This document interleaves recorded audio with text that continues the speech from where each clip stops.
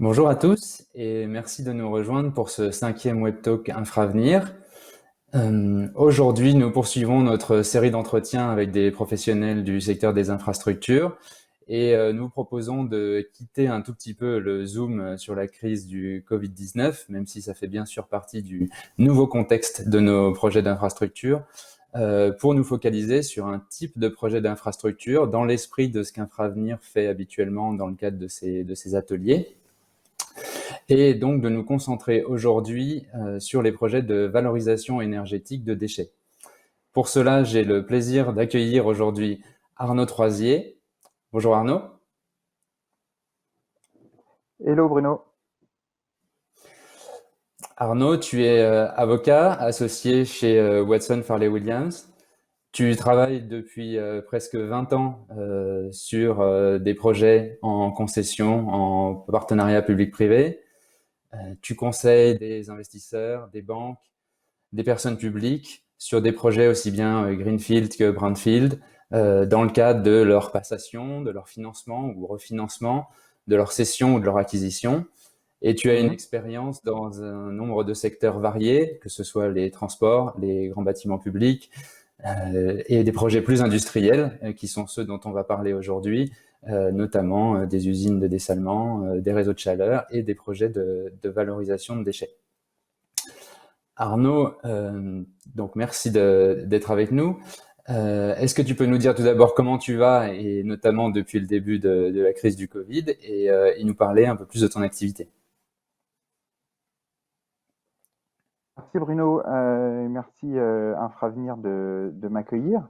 Écoute, ça va très bien. J'ai le confinement très actif. Voilà, on a fermé le bureau il y a enfin, le 13 mars et depuis, ben, on est tous chez nous à être très actifs sur plein de projets qui en fait pour la plupart continuent à leur rythme normal.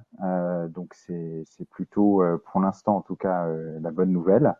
Notamment des projets dont on va parler aujourd'hui, mais aussi d'autres. Donc les personnes publiques sont toujours actives et gardent les projets vivants et à bon rythme. Donc c'est plutôt la bonne nouvelle. L'horizon est, ben, il est pas forcément très débouché dans le sens où on voit, il n'est pas forcément lointain, mais malgré tout, en tout cas, nous, on anticipe plutôt des semaines et des mois à venir toujours assez occupés. En fait, sur mon activité, tu as dit l'essentiel sur les secteurs d'activité. Effectivement, transport, beaucoup, équipements publics, bâtimentaires, un peu plus industriels. Euh, Peut-être pour compléter simplement, on a aussi au cabinet un pan d'activité qui est très fort et qui est lié aux énergies renouvelables, donc qui sont, enfin voilà, c'est un des secteurs industriels très prégnants au cabinet, très actif et qui n'est pas sans lien avec les projets de valorisation énergétique dont on va parler aujourd'hui. D'accord, merci beaucoup Arnaud. Première question que j'aimerais te poser au sujet de ces projets. Quelle est là où les motivations, quelles sont les motivations pour s'investir dans ce type de projet? Ben, en fait, il y a de mon point de vue, il y a plusieurs considérations et plusieurs éléments qui amènent à ce que, effectivement, de mon point de vue, ces projets présentent un intérêt pour les investisseurs et puis par ricochet, j'allais dire, des industriels, évidemment, des prêteurs et puis pour leurs conseils. En fait, ce sont des projets qui sont animés par des acteurs industriels qui sont des acteurs d'envergure, qui sont des acteurs plutôt stables et bien connus.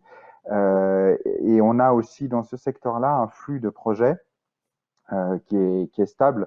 Les 2 mois qu'on vient de passer, on s'est rendu compte que les poubelles elles étaient ramassées, donc on imagine qu'elles continuent d'être traitées.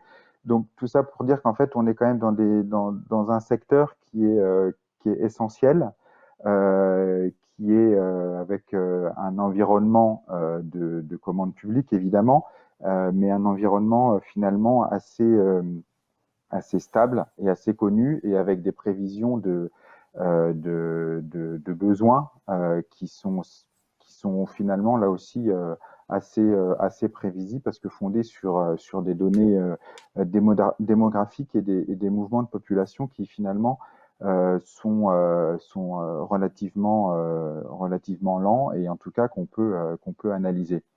À côté de ça, malgré tout, ce sont des projets qui sont aussi en plein renouvellement, à la fois sur le plan technologique. Il y a effectivement des processus technologiques qui sont bien connus. Et il y a aussi place dans ce domaine-là à l'innovation technologique. Si par exemple on pense à des projets de type méthanisation, qui vise à tout simplement à produire du gaz à partir de déchets. Bah, c'est des processus qui sont relativement compliqués et des projets qui sont aujourd'hui pas si nombreux. C'est quand même là aussi, on peut aussi considérer que même s'il y a un environnement qui est plutôt stable, généralement parlant, il y a aussi place pour l'innovation et la prise de risque. La tendance de fond sur lequel s'inscrivent ces projets, c'est quand même la tendance au verdissement de l'économie. Donc, c'est vrai qu'on peut dire, bah oui, mais l'objectif, c'est quand même qu'il y ait de moins en moins de déchets, mais certes, mais c'est aussi qu'ils soient de plus en plus valorisés.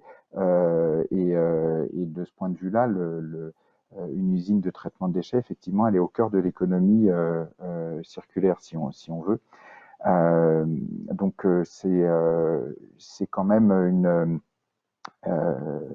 une tendance de fond qui fait que, de mon point de vue, ce type de projet ont un bel avenir.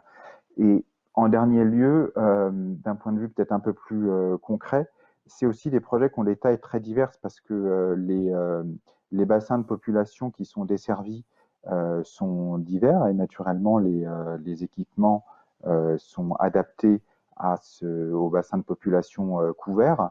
Donc on peut parler de projets à moins de 20 millions d'euros et de projets à plusieurs centaines de millions d'euros. Et ça peut présenter un intérêt parce que bah, les industriels n'ont pas forcément toujours les fonds pour pouvoir investir autant lorsque les projets sont importants. Et dans ce cas-là, effectivement, outre la dette bancaire, ils peuvent aussi se tourner vers des fonds d'investissement. D'accord. Donc en synthèse, des projets qui ont toute leur place dans le cadre de la transformation verte de l'économie, un cadre stable qui permet de travailler avec suffisamment de sécurité, mais malgré tout, la nécessité et la capacité des acteurs à innover qui rend ce secteur attrayant et les projets intéressants. Euh, donc on voit effectivement que ça représente un grand intérêt. Euh, Est-ce que tu pourrais nous parler un peu des particularités de ces projets-là et notamment de la manière de gérer les risques techniques, les risques de Mhm. revenus, et donc la manière de structurer ces projets et puis la manière dont les contrats sont bâtis pour bien les gérer? Ouais, ouais, absolument, Bruno. Alors, en fait, il y a effectivement dans ces projets-là, bien souvent, on parle de concession, hein. Donc, il y a une initiative, il y a une initiative publique. Il y a des financements de projets classiques. Donc, de ce point de vue-là, c'est que des choses que nos auditeurs connaissent bien. On a une période de construction ou une période d'investissement parce que parfois, effectivement, les projets ne sont pas des projets complètement nouveaux, donc les investissements consistent surtout à mettre à jour les installations, puis à les exploiter.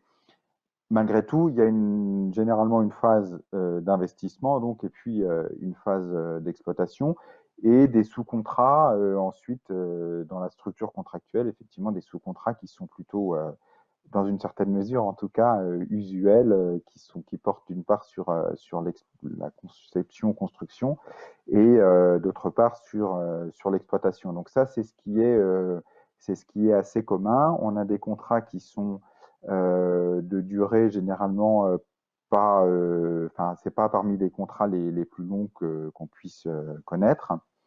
Euh, mais bon, voilà, pour une bonne partie des sujets, on est sur des structures et un environnement euh, connu et traditionnel des concessions et des partenariats et des marchés ou des marchés de partenariat. À côté de ça, il y a effectivement, comme tu le dis, un certain nombre de particularités. Alors, pêle-mêle, peut-être que ce qu'il faut se dire quand même, c'est que on parle de projet industriel. Donc c'est pas, on n'est pas en présence d'un bâtiment dont on ouvre les portes une fois que les travaux sont finis et qui est utilisable très rapidement, sous réserve de lever quelques petites réserves. On est sur des processus en fait de conception qui sont assez compliqués, de construction qui sont pas très courts non plus, et surtout de mise en service assez longs là aussi, parce qu'il y a des périodes d'essai, de montée en charge, de manière à, au bout de, en général, quelques mois de vérification des performances, on arrive effectivement à un moment où l'installation va pouvoir fonctionner en rythme de croisière, j'allais dire. Donc de ce point de vue-là, on est en présence d'objets qui sont beaucoup plus vivants et un peu plus sensibles qu'un bâtiment ou une infrastructure de transport voilà, un peu plus basique. Donc voilà, un élément un petit peu de particularité à avoir en tête quand on aborde ces projets-là. La deuxième chose qui fait à la fois l'intérêt intellectuel de ces projets, mais aussi qui en fait un des enjeux importants et qui fait que ces projets sont vraiment des projets connectés à la transition énergétique, c'est que par la force des choses et par hypothèse, il s'agit de valoriser en l'occurrence des déchets qui peuvent être très variables. Hein. On peut parler de carton, on peut parler de déchets ultimes, on peut parler de déchets médicaux, mais on parle aussi de déchets qui viennent par exemple de stations d'épuration, de boue, de graisse, qu'on utilise pour faire à la sortie de l'électricité, du gaz ou par exemple de la vapeur. Et une fois qu'on a dit ça, en fait, on a mis le doigt, de mon point de vue, sur les particularités de ces projets. C'est-à-dire qu'il y a l'aspect de sécurisation, ce qu'on appelle des intrants, en fait, et la particularité, c'est que ce dont on a besoin pour faire fonctionner ces projets, ce qu'on a besoin de mettre dans les chaudières ou dans les installations de méthanisation, ce sont des déchets qui viennent généralement, qui sont collectés ou pré-traités de projets qui sont eux-mêmes dans un cadre concessif en général. On a des concessions pour collecter les ordures ménagères, on a des concessions qui portent sur des stations d'épuration. Donc ça, c'est pour les intrants. Et si on parle de la sortie, si on parle de chaleur, de gaz ou d'électricité, typiquement, on a des réseaux de chaleur qui sont exploités eux-mêmes par l'intermédiaire de concessions, et l'usine de traitement de déchets va pouvoir produire une partie de la vapeur, de la chaleur qui va être injectée dans le réseau. Donc là, on a un type de client particulier. Ou alors le client, si on parle d'électricité ou de gaz, c'est finalement soit des intermédiaires qui vont, eux, se connecter pour injecter le gaz ou l'électricité sur le réseau. Et là, évidemment, peut y avoir des obligations d'achat du gaz ou de l'électricité avec des tarifs garantis, mais il y a surtout tout un environnement réglementaire qui fait vraiment la particularité de ces projets, c'est-à-dire que la valeur même du projet, au-delà du coût d'investissement, et ce qui en fait l'intérêt, c'est la sécurisation des contrats à la sortie, donc des débouchés, qu'il s'agisse d'une concession pour acheter de la chaleur, qu'il s'agisse d'un contrat de vente d'électricité ou de gaz avec un prix garanti. Donc, ça veut dire, par exemple, concrètement, quand on est avocat comme moi, il y a tout un aspect contrat de projet et structuration de projet qui est tout à fait classique, où on a la structure de base avec un contrat de tête, des contrats industriels. Sauf que là, pour faire marcher le truc, il faut aussi sécuriser les apports. Donc, typiquement, il faut se dire, bah, est-ce que la station d'épuration qui est à côté, où on me dit, bah oui, le tuyau, il va venir jusqu'à la station de méthanisation, par exemple, bah, il faut que j'ai une base pour ça. Et puis, qu'est-ce qui se passe si la concession de la station d'épuration, elle est résiliée pour quelque raison que ce soit? Pour faute ou autre motif, mais il se trouve que dans ces cas-là, ça veut dire que j'ai plus de moi concessionnaire de ma station de méthanisation, ben, j'ai plus de quoi faire fonctionner mon usine et donc j'ai plus de revenus, typiquement parce que je peux plus produire de gaz. Même chose pour les déchets, plus classiques.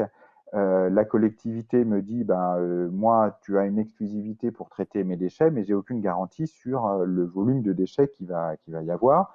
Et là aussi, ce qu'on observe, c'est que malgré tout, la tendance, elle est avec un volume de déchets de plus en plus faible. Donc, je dois sécuriser les apports qui viennent me permettre de faire fonctionner mon actif dans des environnements qui sont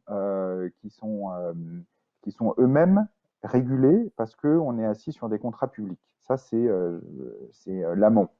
Si je me place en aval, bah, j'ai toute la réglementation électrique ou de gaz, avec la réglementation bah, du raccordement, de l'injection sur le réseau, et toute la réglementation de la tarification qui débarque. Et là, typiquement, dans les cabinets, généralement, c'est d'autres personnes qui font ça. Donc, c'est vrai il faut avoir cette ouverture pour se dire, bah, effectivement, les intrants et les débouchés, ils sont régulés. Et au milieu, j'ai un actif qui est lui-même régulé et qui, techniquement, peut être un petit peu compliqué. Donc, pour moi ce qui fait à la fois un des grands intérêts de ce type de projet, et ce qui en fait aussi la sensibilité et la complexité sur le plan, enfin voilà, pour un investisseur ou pour une banque. Au-delà de ces points très particuliers, on a des sujets qui sont classiques, mais qui vont avoir une résonance prépondérante dans ces projets-là, c'est l'aspect autorisation de construire et puis autorisation environnementale. Hein. Là, je parle de la législation sur les installations classées pour la protection de l'environnement, qui sont des processus un petit peu longs, complexes, comme je le disais, très techniques. Hein. On n'est pas sur des actifs tout simples. Donc c'est vrai que quand, en tant qu'avocat ou investisseur ou conseil technique, on débarque sur ce genre de projet, je pense c'est important de se familiariser avec la technique de la chose, avec vraiment les choses concrètes pour savoir comprendre de quoi on parle, de quel volume on parle, de quoi il s'agit concrètement, et autant qu'on peut le faire, comment ça fonctionne techniquement. Bon, une chaudière, on voit bien, mais comprendre comment, enfin, les différents types de chaudières qui peut y avoir, comment est-ce que la chaleur se transforme en vapeur, ou sur une usine de méthanisation, comment ça fonctionne. Je pense que c'est bien de le savoir. Et ça peut être une petite phase d'investissement quand on rentre sur ce genre de projet. Alors, juste pour terminer là-dessus, mais bon, vous comprendrez l'intérêt que j'y porte parce qu'effectivement, je suis un peu bavard. Mais il y a deux derniers points que je voudrais mentionner. Euh, ce sont des projets qui sont en général assez largement rémunérés par la personne publique. Donc ça veut dire qu'on se retrouve, alors même qu'on est en système concessif, on peut se retrouver avec des subventions assez importantes, ou en tout cas des rémunérations assez importantes de la part de la personne publique, une part fixe qui peut en fait correspondre à une partie, voire tout, de l'investissement. Donc ça veut dire que sur le plan juridique et financier, on peut se retrouver avec des systèmes de cession de créances, puisqu'il y a une créance sur la personne publique qui est détenue par le titulaire du contrat public. Et du coup, des modes de financement ou de sûreté qu'on connaît bien par ailleurs sur les marchés de partenariat, mais qu'on voit aussi du coup dans ces genres de projets où il y a une intensité capitalistique assez importante et une intensité d'aide ou de subvention publique assez importante aussi, avec des mécanismes de cession de créances acceptés parfois même des mécanismes de cession escompte où les industriels en fait préfinancent l'ensemble de l'investissement et se refinancent au moment de la mise en service, avec là l'intervention d'une banque qui vient euh, du coup refinancer les dépenses d'investissement. Voilà pour, de mon point de vue, ce qui fait un petit peu les caractéristiques propres de ces projets et leur intérêt technique et juridique et financier. Et donc effectivement, beaucoup de choses à gérer, un fort enjeu du côté de la technologie, avec la Mhm, nécessité de bien la maîtriser et d'en assurer la performance, de permettre aussi l'autorisation des projets, et puis une gestion des intrants dans leur qualité et dans leur quantité, aussi bien que la gestion de l'équilibre des revenus, mhm. qui a une place très importante aussi, là, comme tu le mentionnais. Donc on voit que ce sont des projets effectivement qui intègrent beaucoup de composantes et de paramètres. Et j'aimerais savoir quels sont de ton point de vue les principaux points sensibles de ces projets, et particulièrement dans le contexte sanitaire et économique actuel ou à venir. Si tu pouvais nous livrer quelques points d'analyse sur ce sujet, ce serait pour nous très intéressant. Alors, en fait, je pense que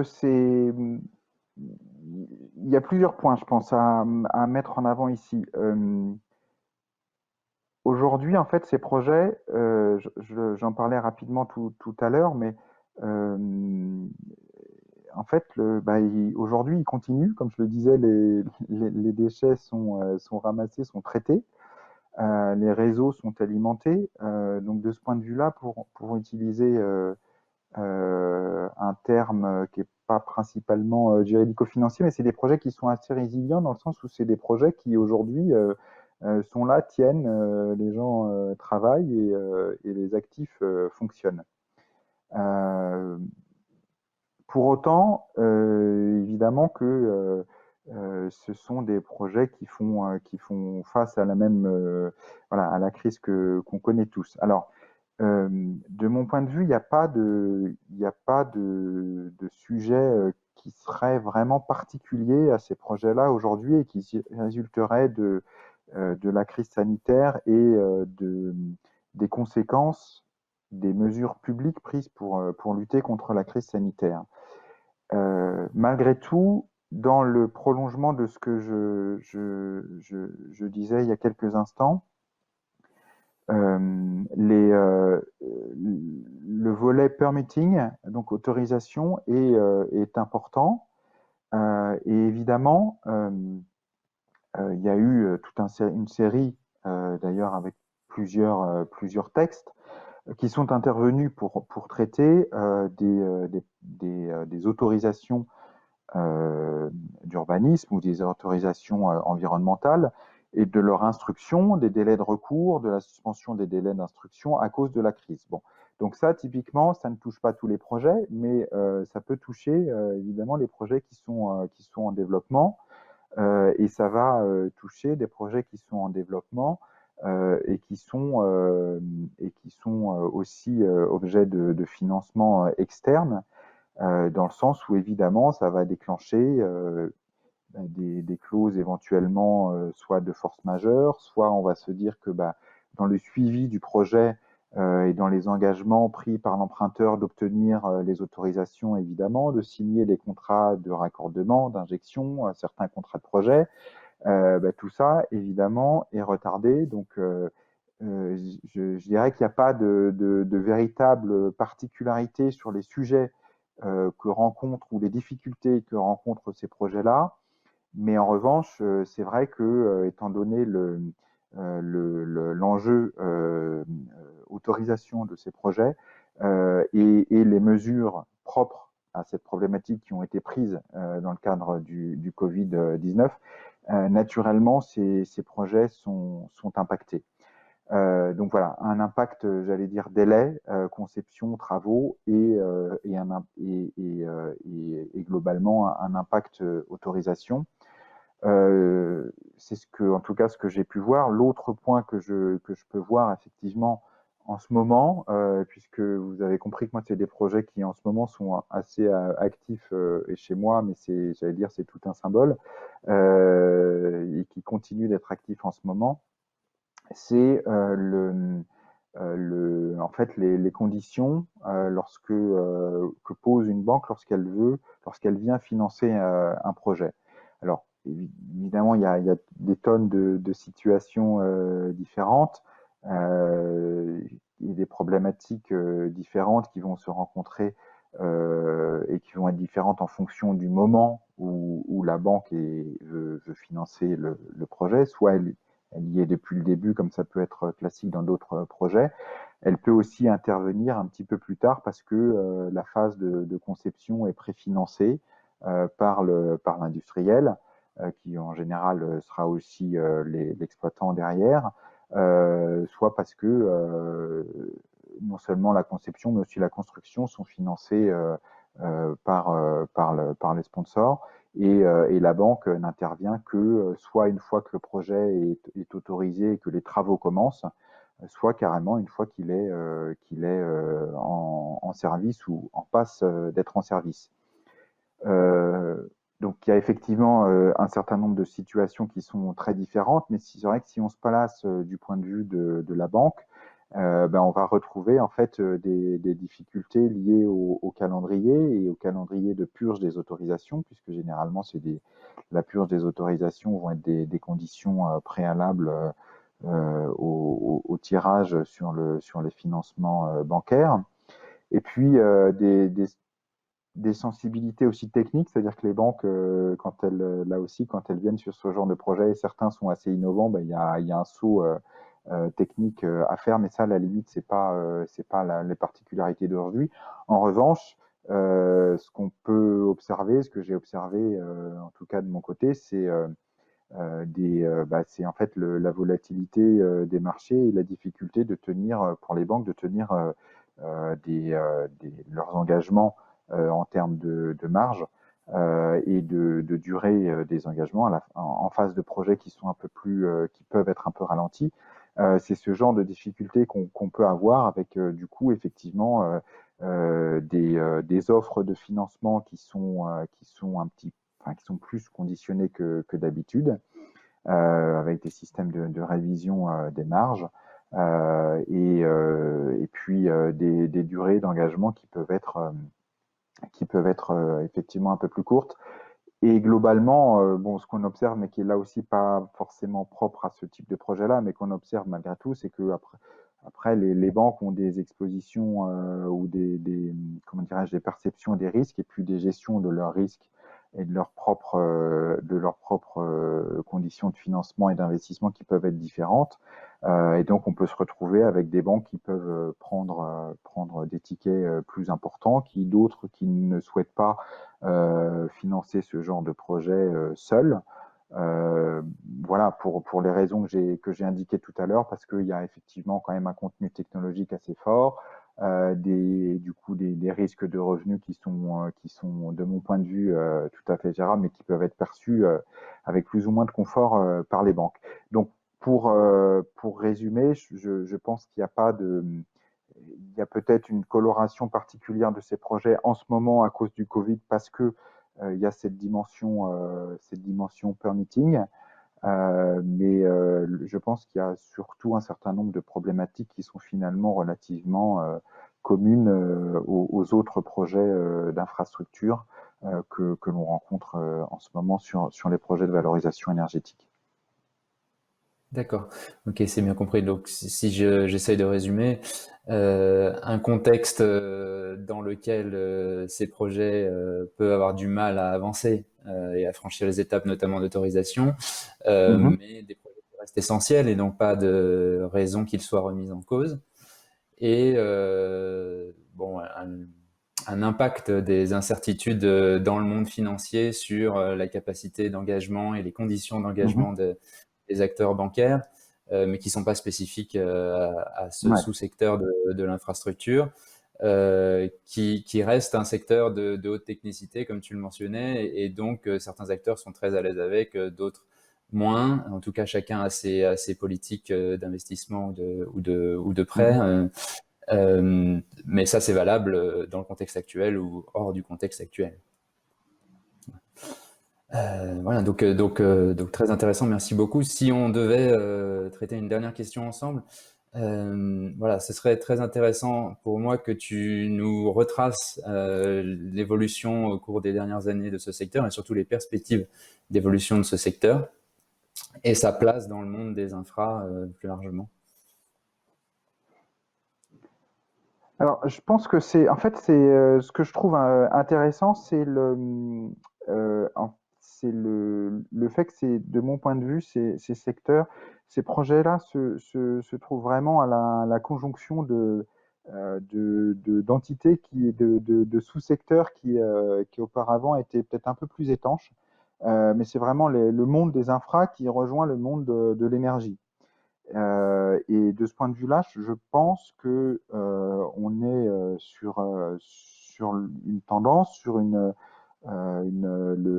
début finalement où on est en plein dans un boom peut-être de ces projets-là, euh, mais qui à mon avis va se poursuivre parce que pour les raisons que j'ai indiquées tout à l'heure, ces projets à mon avis présentent un réel intérêt de long terme sur le plan économique et sur le plan des données économiques de base, j'allais dire. Et je pense que c'est aussi un secteur qui va continuer d'évoluer justement parce qu'on voit s'y rencontrer des acteurs aux cultures un peu différentes, des industriels qui jusqu'à présent sont vraiment des industriels historiques et qui vivaient un petit peu dans leur monde, si je puis dire. Mais on voit aussi des acteurs et notamment, je pense notamment à des fonds d'investissement et des prêteurs aussi, mais qui n'intervenaient pas dans ce genre de projet jusqu'à présent et qui finalement y vont. Et on voit effectivement les équipes infra de fonds d'investissement s'orienter vers ces projets que d'autres perçoivent comme des projets énergie, en fait. Donc voilà, cette connexion entre l'énergie et l'infra et pour faire des infra énergétiques, je pense c'est une tendance qui, à mon avis, va se poursuivre. C'est des sujets qu'on rencontre, par exemple, aussi sur les infrastructures de recharge des véhicules électriques. On voit des concessions dans ce domaine-là. Enfin, c'est un secteur dans lequel il y a toutes sortes d'initiatives privées, mais aussi publiques, avec un degré de commande publique, j'allais dire, plus ou moins élevé. De ce point de vue-là, le projet de la ville de Paris est intéressant. Mais le point commun qu'on voit entre ces projets, c'est effectivement de voir des acteurs industriels euh, un peu classiques, mais qui sont eux-mêmes pas forcément d'ailleurs des acteurs classiques du monde de l'infra. C'est pas forcément des constructeurs comme les trois grands constructeurs qu'on peut connaître en France, plus tous les autres qu'on voit beaucoup aussi, français ou autres. Donc voilà, cette conjonction d'acteurs assez différents, c'est ce qui fait aussi que parfois les projets on présente encore un autre intérêt qui est de faire bosser les gens ensemble. Et quand on est conseil externe, c'est un sujet qui est sensible et qui est aussi très intéressant. Donc voilà, je pense qu'il y a vraiment des points à la fois une tendance de fond qui est que ces projets, de mon point de vue, vont continuer d'être alimentés et vont continuer de devenir en fait une classe d'actifs à part entière avec cette connexion infra-énergie, mais qui elle-même a des ramifications multiples, et puis des enjeux d'organisation, des enjeux industriels, et notamment par exemple aussi de déconsolidation pour les industriels, on n'en a pas parlé, mais c'est souvent aussi une des particularités de ces projets qui font que de mon point de vue, on a encore beaucoup de choses à apprendre et à observer de ces projets. D'accord. Oui, donc véritablement des projets à la frontière des mondes de l'infrastructure Mhm. classique et de l'énergie, avec une évolution, comme tu le décrivais, dans le type d'acteurs qui accompagnent probablement celle des technologies utilisées, et puis des acteurs purement industriels qui vont vers des structurations plus type infrastructure, et puis des acteurs d'habitude purement infrastructure qui s'intéressent à cette nouvelle classe d'actifs parce qu'ils y voient une réponse aux besoins de transition énergétique Mhm. et puis une opportunité. Donc assurément un sujet passionnant qui a de beaux jours devant lui. Je te remercie d'avoir partagé tes expériences avec nous. C'était vraiment passionnant, Arnaud. Bah, j'en suis très heureux.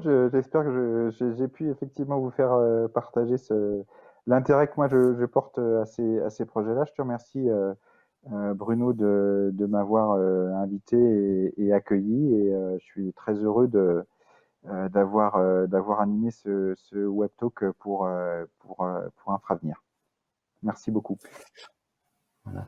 Il me reste à remercier tous nos auditeurs, adhérents à Infravenir ou futurs adhérents à Infravenir, et à vous donner rendez-vous à tous lors de notre prochain épisode Web Talk.